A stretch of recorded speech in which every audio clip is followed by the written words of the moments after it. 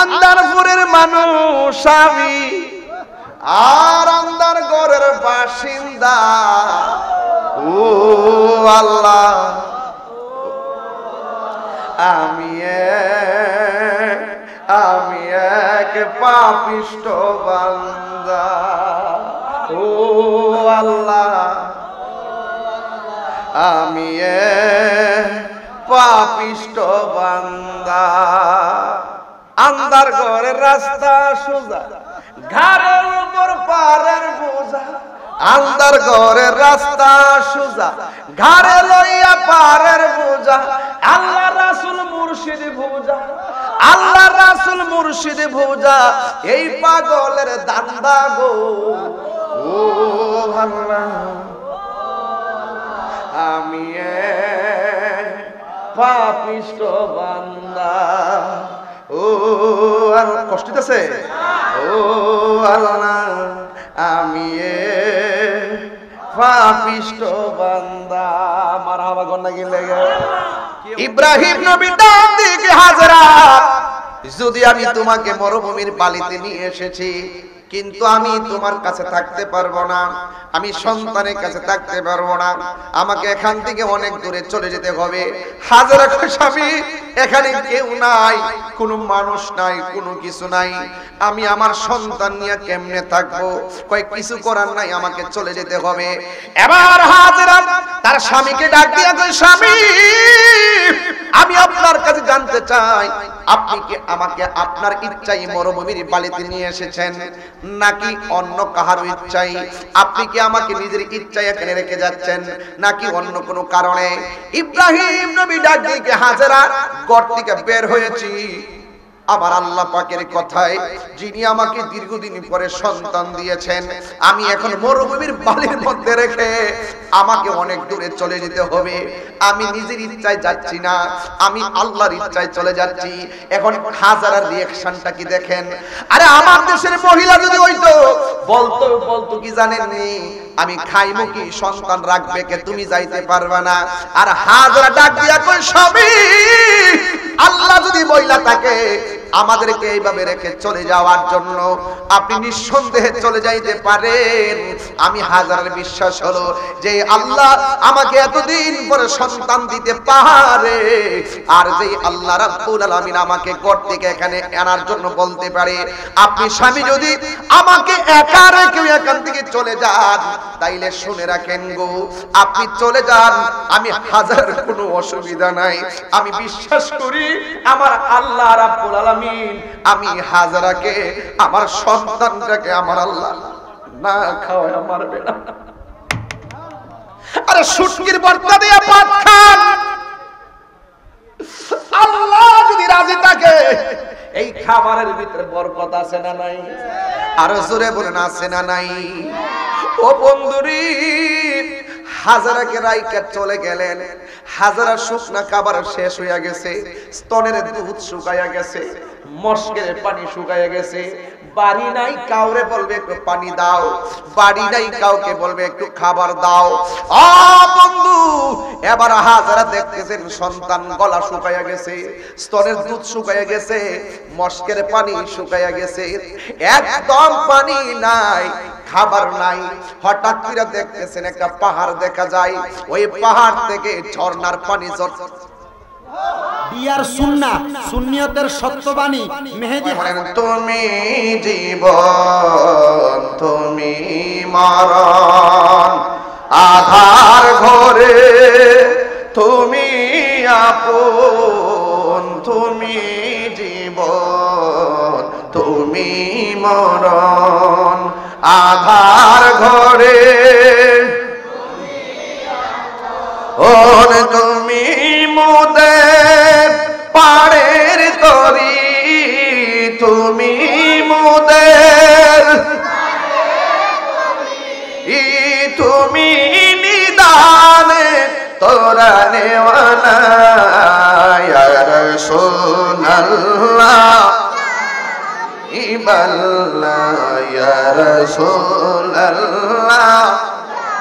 বিবাল্লাহ ইয়া রাসূলুল্লাহ,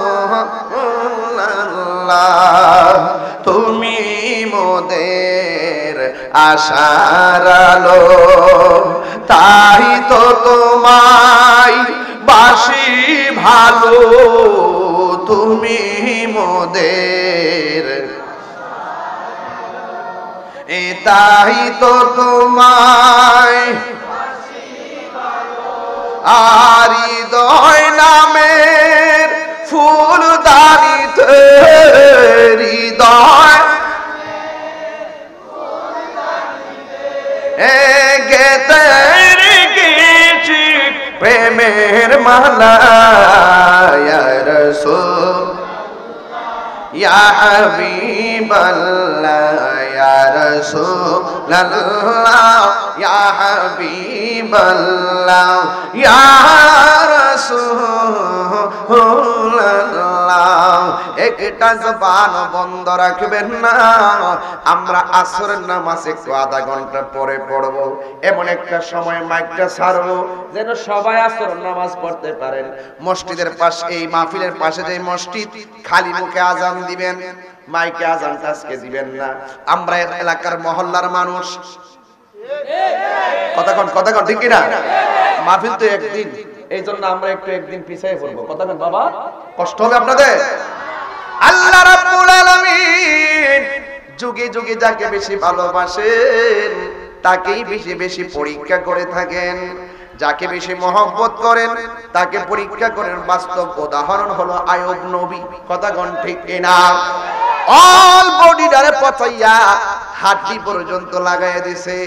আইয়ুব আলাইহিস সালাম বলে, আল্লাহ সব বডি ধ্বংস করে দাও, পচাইয়া দাও, কিন্তু আমার জিহ্বাটারে তুমি ভালো রাখবা। কয় কেন? কয় এই জন্য তুমি জিহ্বাটারে ভালো রাখবা, এই জিহ্বা দিয়ে যেন আমি আইয়ুব নবী তুমি মনিবের জিকির করতে পারি। যুবক ভাইরা আমার, এমন ভাবে ইউসুফ নবীকে পরীক্ষা করেছেন, 10 ভাই মিলে তাকে কুয়ার মধ্যে ফেলে দিয়েছেন। যে আল্লাহ বিপদে ফালাই, সেই আল্লাহ আবার বিপদ থেকে উদ্ধার করে। আল্লাহ ডাক দিয়ে, জিবরাইল, ও জিবরাইল, আমার ইউসুফরে কুয়ার মধ্যে ফেলে দিয়েছে, তুমি একটা কাজ করো, তোমার যে পাখা আছে একটা পাখা কুয়ার নিচে বিছায়া দাও। এবার ইউসুফ নবীরে কুয়ার মধ্যে ফালাইছে, আর জিবরাইল আলাইহিস সালাম কুয়ার নিচে তার পাখাগুলো বিছাইয়া ইউসুফ নবীর জন্য কুয়ার নিচে বাড়ি বানায়া দিছে। ইব্রাহিম নবীকে 10টা পরীক্ষা করেছেন, বাঘের খাঁচার মধ্যে ফেলেছেন। বাঘে ইব্রাহিম নবী যখন সেজদায় গেছে, সেজদা থেকে ওঠার পরে বাঘে না খাইয়া, ক্ষুধার্ত বাঘে না খাইয়া ইব্রাহিম নবীর কপালের মাটিগুলা বাঘের জিহ্বা দিয়ে পরিষ্কার করে দিছে। শুধুমাত্র তাই নয়, ইব্রাহিম আলাইহিস সালাম কুয়ার মধ্যে, ইব্রাহিম আলাইহিস সালামকে যখন ওই নমরুদে আগুনের মধ্যে ফেলে দিল, আল্লাহ রাব্বুল আলামিন সেই আগুনটাকে ফুলের বাগান বানায় দিয়েছে। এই জন্য দুনিয়ার মানুষ যত অন্ধকার দেখেন, যত আগুন দেখেন, যত মুসিবত দেখেন, যদি আপনার অন্তরে ঈমান থাকে, আল্লাহ রাব্বুল আলামিন বলছেন, আল্লাহু ওয়ালিয়ুল্লাযীনা আমানু ইউখরিজুহুম মিনাজ যুলুমাতি ইলান নূর। যারা ঈমানদার হবে, ঈমানদারদের অভিভাবক একমাত্র আল্লাহ হয়ে যাবে। সাউন্ড একটু তুইলা দেন। ঈমানদারের অভিভাবক একমাত্র আল্লাহ হয়ে যাবে। আল্লাহ যখন অভিভাবক হয়ে যাবে, ডানে অন্ধকার, বামে অন্ধকার, সামনে অন্ধকার, পেছনে অন্ধকার, আমার আল্লাহ বলে মিনাজ যুলুমাতি ইলান নূর। আমি আল্লাহ তার অভিভাবক হইয়া, ঈমানদারদের অভিভাবক হইয়া আমি আল্লাহ তাকে অন্ধকার থেকে আলোর দিকে নিয়ে আসি। ঠিক এমনই ভাবে ইব্রাহিম নবীর ঘরে সন্তান নাই, আল্লাহ রাব্বুল আলামিন নবীকে পছন্দ করেন।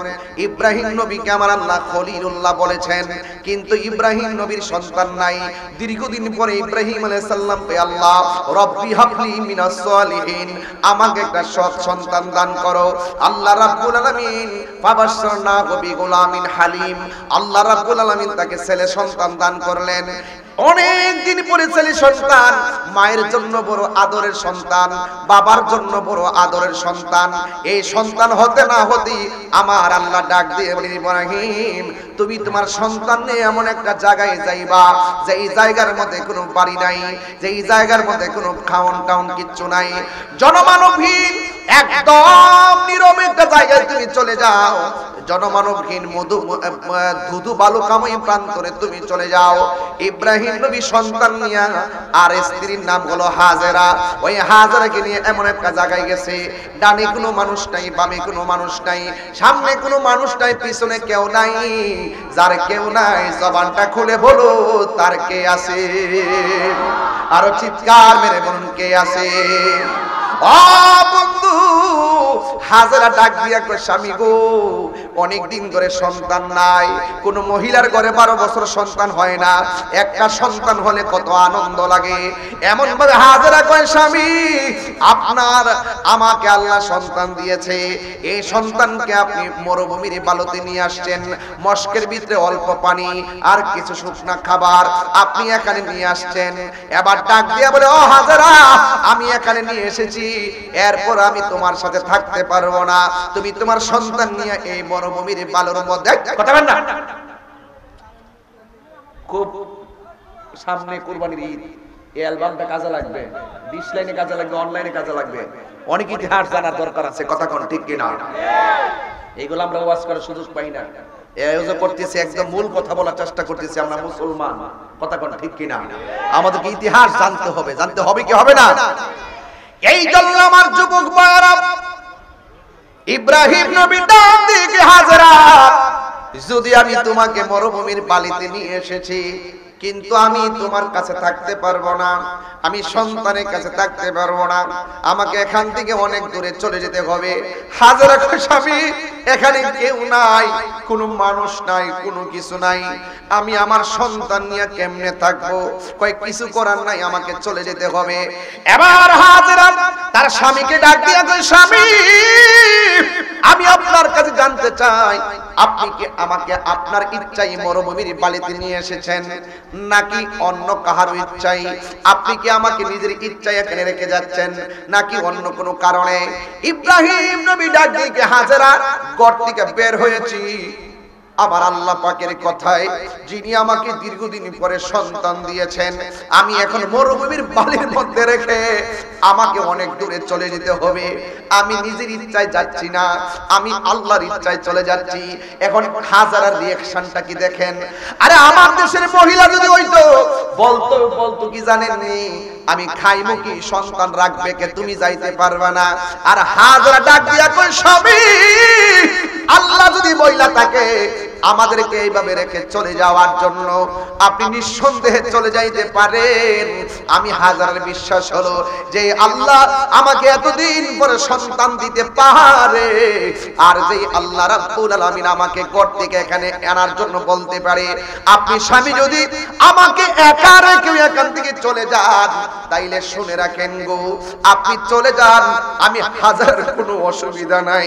আমি বিশ্বাস করি আমার আল্লাহ রাব্বুল আলামিন আমি হাজেরাকে, আমার সন্তানটাকে আমার আল্লাহ না খাওয়ায় মারবে না।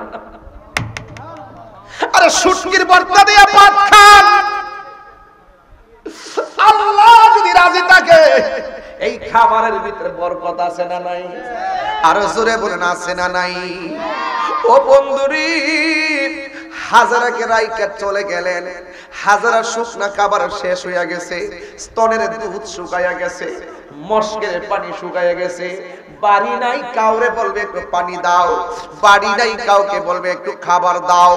ও বন্ধু, এবার হাজেরা দেখতেছেন সন্তান গলা শুকাইয়া গেছে, স্তনের দুধ শুকাইয়া গেছে, মস্কের পানি শুকাইয়া গেছে, একদম পানি নাই, খাবার নাই। হঠাৎ করে দেখতেছেন একটা পাহাড় দেখা যায়, ওই পাহাড় থেকে ঝর্ণার পানি ঝরছে। ওই হাজেরা সন্তানের পানির দরকার, কিন্তু হাজারা জিব্বা দেয়, কিন্তু জিব্বা শুকাইয়া গেছে। কিন্তু হাজারা যখন দেখলেন পাহাড়ের মধ্যে পানি চিকচিক করতেছে, ওই হাজারা দৌড়াইয়া পাহাড়ের মধ্যে যে পাহাড়টাতে গেছে, ওই মিজান, ওই পাহাড়ের নাম হলো সফা। ওই পাহাড়ে যখন গেছে, যা মনে করছিল ঝর্ণার পানি ঝরতেছে, হাজারা যায়া দেখে পানি নাই, যায়া দেখে ওই বালুগুলা পাহাড়ের উপরে চিকচিক করতেছে। হাজারা মনে করছে ঝর্ণার পানি, যেই মাত্র দেখছে বালুগুলা চিকচিক করে, তখন হাজারার মন ভাঙা গেছে। আর একটা পাহাড় দেখছে, ওই পাহাড়ের নাম হলো মারওয়া। ওই পাহাড়ের মধ্যে পানি চিকচিক করে, একটা দৌড় দিয়া ওই পাহাড়ে গেছে, যাইয়া দেখে পানি নাই, বালুগুলা চিকচিক করতেছে। কোরআন শরীফের ভিতরে আল্লাহর যত নিদর্শন আছে, দুইটা নিদর্শনের কথা কোরআনে উল্লেখ করছে। একটার নাম হলো সাফা, আর একটার নাম হলো মারওয়া। এইগুলো আল্লাহর কুদরতি নিদর্শন সমূহের মধ্যে অন্যতম নিদর্শন। এই জন্য আল্লাহ কোরআনে বলেছেন, ইন্নাস সাফা ওয়াল মারওয়াতা মিন শাআইরিল্লাহ।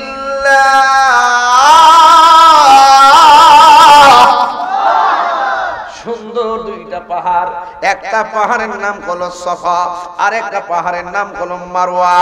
এই দুই পাহাড়ে, সাফা থেকে মারওয়া, ওই পাহাড়ে গেছে একবার, আরেকবার সাফাতে আসছে, আরেকবার মারওয়া গেছে, আবার সাফায় আসছে, আরেকবার মারওয়ায় গেছে, আবার সাফায় আসছে, আরেকবার মারওয়ায় যাইয়া কয় আল্লাহর পারি না, দুইটা হাত আল্লাহর কাছে বাড়ায় গে আল্লাহ। এই পাহাড় আসলে ওই পাহাড়ে পানি দেখা যায়, যাইয়া দেখি বালু চিকচিক করে, ওই দিকটা সন্তান পানির জন্য পাগুলা নাচাইতাছে, আর পানির জন্য কাতরাইতাছে। ও বন্ধুরি, আমি বলতাম চাই, যার কেউ নাই তার কে আছে? এই আওয়াজে মানি না, জোরে বলেন তার কে আছে?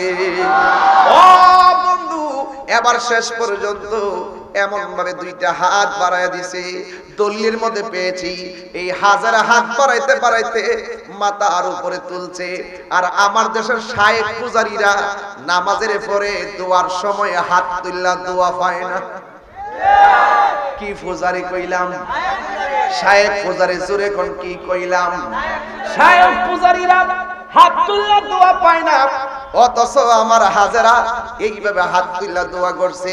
আমি আমার আম্মারে লইয়া, ডায়াবেটিস রোগী আমার আম্মা, হাঁটুর মধ্যে ব্যথা, কোমরের মধ্যে ব্যথা। শামীম ভাই, আমার আম্মার কোমরের মধ্যে ব্যথা, হাঁটুর মধ্যে ব্যথা। যখন আমি সাফা মারওয়াতে গেলাম দূর দেওয়ার জন্য, আমি মনে করছি মুন্সির জিরা দইরা দইরা দূরন লাগবো। এই বিড়ি ছায়া দেখি কই এইটাই নিরে এই পাহাড়, যেই পাহাড়ের মধ্যে আমার হাজারা দূর ছিল। তুই আমার চেয়ার দিয়া কি দৌড়াইবি? আমার হাত ছাইরা দে, আমার ব্যথা চলে গেছে। এই বিড়ি ছায়া দেখি দৌড়াইয়া দৌড়াইয়া 7টা প্রদক্ষিণ কইরা বালাইছে।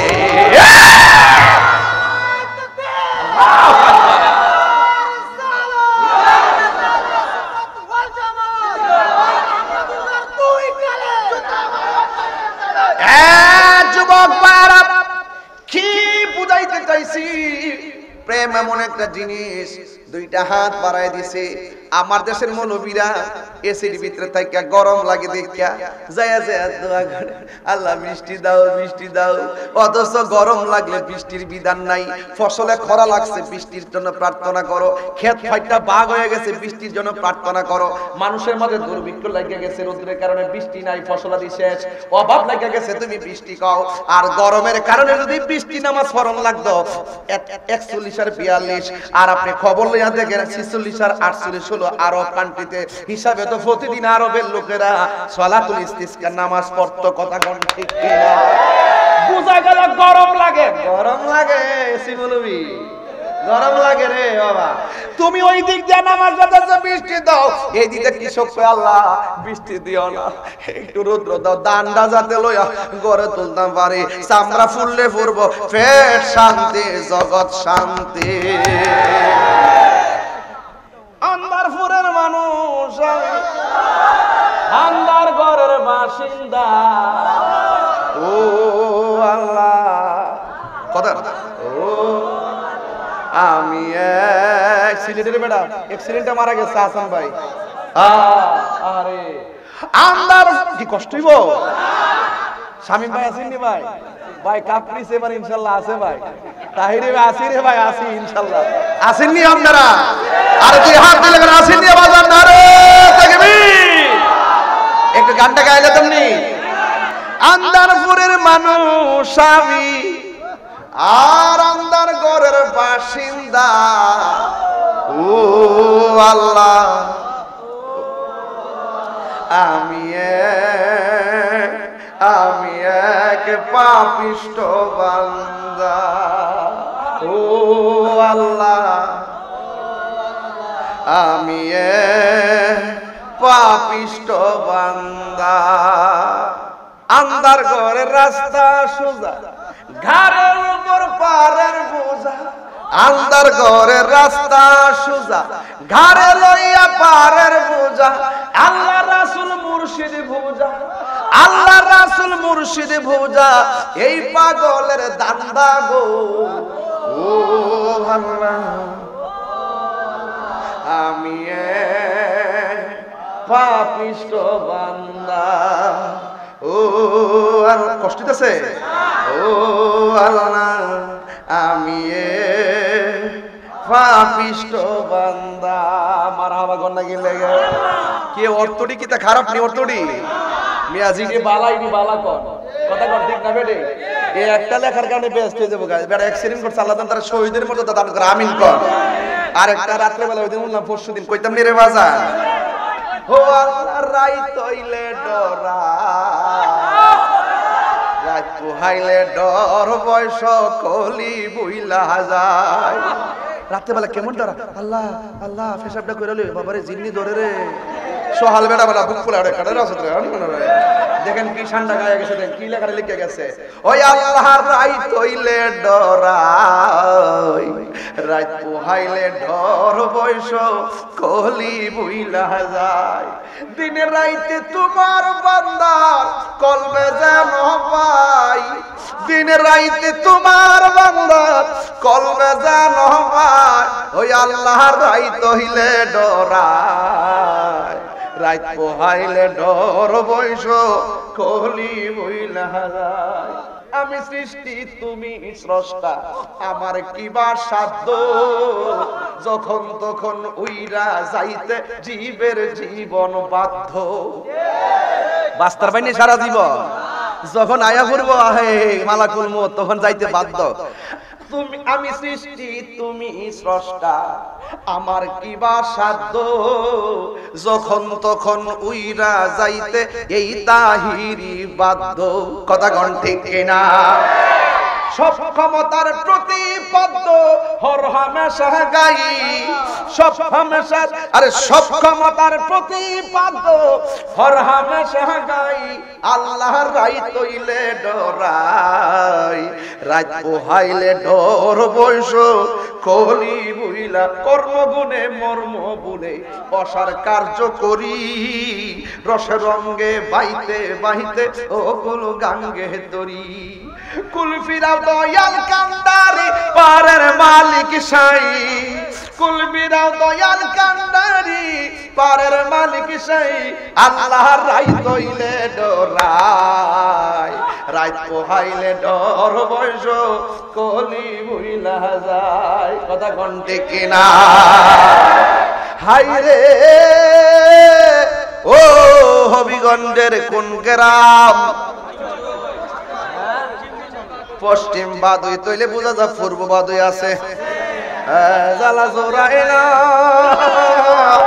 পূর্ব বাদুই আসেনি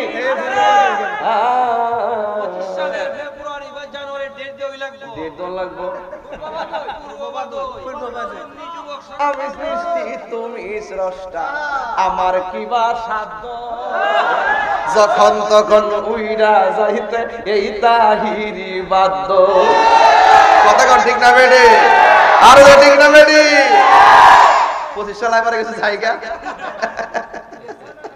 যাবেন না ইনশাআল্লাহ আল্লাহ আইতাল্লাহ আপনার এই সম্মত রে বাবা আজ একটা জালাল ইসলাম আল্লাহ কষ্ট দিতে বাজা তাহিরি কি নতুন করে চিনাল লাগবো হ্যাঁ অক্ষর নরম অক্ষর গরম বাবা আগুন কইলা দেখছো তা বাবা একটা মিস কল দিছি সব শাইখ পূজারি এলাকাতে আগুন লেগে গেছে গা কলবে কলবে গভীর মনোযোগ আর রাত্রে সময় নেই তো বড় আর কি ইনশাল্লাহ? ওই তো না ইনশাল্লাহ? শামীম ভাইয়ের লোক আসেননি আপনারা সবাই? কোন আসি রে বা আসি? মারা বছরে ঘটনা কি লেগে? কারা কারা খুশি দিয়ে হাত তুলে দেখা। নারে তাকবীর। বাজান দুপুরে কিছু খাইতে পারলাম না, শামীম ভাইয়ের অফিসে যায় যদি কিছু খায় আর কি বাবা। কারণ আসেনি কিছু কেন না এনে বইতাম না, এনে বটাইম না, আমি এবার বাইরের অফিসে যাবো, একটু দোয়া করুন বাইরে লাগে মারা বাজারে গো। একটা সাম দোয়া, একটা আছে খাস দোয়া, কথা কোন ঠিক নেই? একটা আছে পাঁচ ওয়াক্ত নামাজের পরে দোয়া, একটা আছে তাহাজ্জুদ নামাজের পরে দোয়া, ঠিক নিও? কোন কাম লাগে যায় কোন জানো তো বাবা? মারা বাজারে। আচ্ছা আমি যে শানটা গাইছি আপনারা কি এটার গান কইবেন? শানটার ভিতরে অর্থ আসেনি? কথা কোন সক্ষমতার প্রতিপাদ্য হর হামেশা গাই, আল্লাহ রাই তৈলে ডরাই, রাত পোহাইলে ডর বয়স কলি বুইলা। হেরা মনছে আমার বুঝি বাউল কইলে আর আমি দিতাম সাইরা দিব বেটা। আরে বেটা এটা না গেলে তো আমরা ফ্রেম হয়ে আই না, কথা কোন ঠিক না বেনে? হেরা আমার নামে বাজান মাজার পূজারে দিয়া গান বার করছে, ওই বন্ড দিয়া মাজার পূজারে দিয়া গান বার করছে। আমি কইলাম কিতা আর হেরা কিতা? আমি কইলাম নবুয়ত নে আর আমার কো মাজার পূজারি। এটা কত হইলো? আরে বেটা আমি পাগল হই যাই হই আর দাবিটা তো ঠিক আছে, কথা কোন ঠিক কি না? এই দাবির উপরে কথা না কইয়া মামলা বললাম মার্ডার কেসের আসামি, হ্যাঁ কোন নারী নির্যাতন। আর কথা কোন ঠিক না বেটা? তো এই জন্য বাজান আমি যা কইছি বুঝজই কইছি, আপনারা আসেন না আমার সাথে ইনশাআল্লাহ? থাকবেন না ইনশাআল্লাহ? থাকবেন না ইনশাআল্লাহ? মারহাবা জোরে গন। আল্লাহ কলবে কলবে আইতিব। আচ্ছা এটা পরে বাজান, আমিও তো ভাই পরিশ্রান্ত, রাত্রে 2টা মাহফিল 3টা মাহফিল, এই গরমের দিনও বাজান অপশন নাই। আর আমি কিন্তু গর্ব এতাই না ফিলান না বাজান, আমি খেদমত করি। আর আমি আসলে ঈমান আকীদার প্রশ্নে কারণে ছাড় দেই না বাজান। দেখছেন না সবাই মিলে কিন্তু আমার বিরুদ্ধে লাগছে। আপনি জানেন না যে আমার চলাফেরার কত রিস্ক হইছে? আমি কি মনে করেন যে এর ডরে আমি ঘরে কোনো বই তো নবীর জন্য ইমাম হুসাইনের মতন গলাটা কাটা দিলাম, হযরত তালহার মতন জীবনটা দিলাম, কথা কম ঠিক না?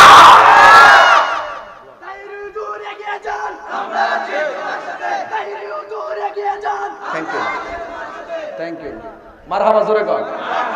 আমরা নবীর জন্য কেউ কাউকে ভালোবাসি, তাহিরকে না, নবীর জন্য তাহিরকে সবাই ভালোবাসে, কথা কোন ঠিক কি না? আর নবীর জন্য আমি আপনাদেরকে ভালোবাসি, কথা বলেন ঠিক কি না বলেন? ওরা যে আমার নামে গান বার করছে মাজার পূজারে দিয়ে, আমরা কি মাজার পূজা করি?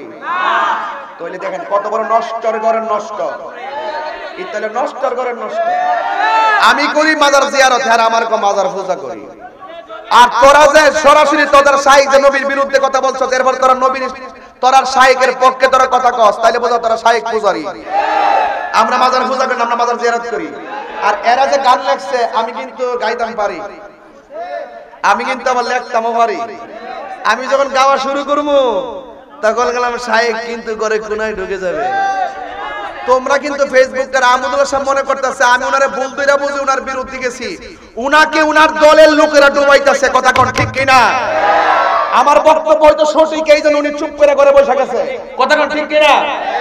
আমার বক্তব্য হয়তো সঠিক, এই জন্য আহমদুল্লাহ সাহেব চুপ করে ঘরে বসে গেছে। যদি আমার দাবি মিথ্যা হইতো তাইলে উনি আইসা দলিল দিত, জবাব দিত। যেহেতু উনি চুপ করে বসে দিচ্ছে তাহলে বোঝা গেল উনি যে ভুল করছে এটা স্বীকার করছে, শরমে ঘর থেকে বাইরে না। এখন ওনার পক্ষে যারা দালালি করতেছে ওরাই কিন্তু মাত্রারে গুলাট করতেছে, কথা কোন ঠিক না বেটে? একজন এসে বলতেছে এটা শাইখ আহমদুল্লাহ সাহেবের কথা না, এটা হলো কথাটা হইলো ওই প্রশ্নকারীর কথা। একজন আগে কইছে এই কথা, আর একজন কইছে আহমদুল্লাহ সাহেব যেটা কইছে এটা ঠিক আছে, এটার পক্ষে আবার দলিলও দিতেছে। তাইলে আমরা মনে ধরন কোনটা? এই জন্য এই ওদের পক্ষের আলেমদের বিভ্রান্তিকর বক্তব্যের কারণে আহমদুল্লাহ সাহেব আজকে একজন আজকে হয়তো মানুষের বলতে হইতেই পারে একটা স্লিপ টাং হোক আর গবেষণার ভুল হোক কইরা ফলাইছে। আজকে ওনারে কিন্তু ওনার দলের লোকগুলো ওনার পক্ষ অবলম্বন করতে যায় অতিরঞ্জন কইরা অনেক সময় তার পক্ষে বলতেছে, অনেক সময় তার বিপক্ষে বলতেছে, বইলা কিন্তু মূলত ওনারাই বরাক বাড়তে দিতেছে। আহমদুল্লাহ সাহেবের উচিত তাড়াতাড়ি উনি ঘরের কোণা থেকে বাইরে আইসা তাড়াতাড়ি ভুল স্বীকার করে ক্ষমা চাক, আমরা ওনারে মাথা তুলে নাচবো, কথা ঠিক না? আর সঙ্গীত বের করছে নাকি? আমারে মাথার বাজার কইরা আমি যদি আজকে লেখকে কালকে একটা সঙ্গীত গাই হেরা চাতে 10 গুণ বেশি বাইরে দেব আমারটা কথা কোন ঠিক না মেরে আর এরা এখন থেকে গড় সিজন না হেরা তো মাহফিল টাবিল নাই মসজিদের ভিতরে বুম্বা লাগায়া ওয়াজ করে ছাইরা দেয় দিয়া বুঝায় যে সামনে মনে 20,000 লোক ছায়া দেয় দিনের বেলা মাহফিল করতে ছায়া দেয় অবস্থাটা কি থাকে অন মাহফিল নাই দিকে পাশে তাহিরি বাবার নামে যদি কিছু কিছু ভিউয়ার্স হইব বাবার নামে কইলে যদিও মুখে মুখে বাউল আসলে মূলত গোপনে বাবা কো যে বাবার উছিলামরা সংসারটা চলতেছে এটা বুঝি আমি এমনি বুঝি যে এরা সংসার ইউটিউব থেকে কিছু ইনকাম করতেছে বাবারে এখনো সময় আছে চলে আসো লাইনে এখনো সময় আছে সময় হারায় যদি বুঝে কাম হবে না এখন ভাবিলে কি হবে গো যা হবার তা হয়ে গেছে তাড়াতাড়ি তওবা করে ফিরে আসো বন্ধু আহমদুল্লাহ সাহেব ফিরে আসো কথা কোন ঠিক না গভীর মনোযোগ